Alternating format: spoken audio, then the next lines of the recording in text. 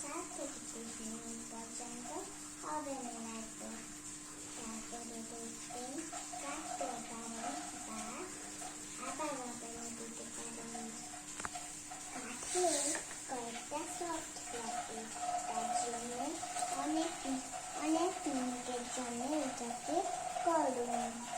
আর তারপরে সেটাকে কাটুন, দেখুন কি সুন্দর দেখতে। যদি ভিডিওটি ভালো লাগে একটি লাইক করে দিন। নমস্কার।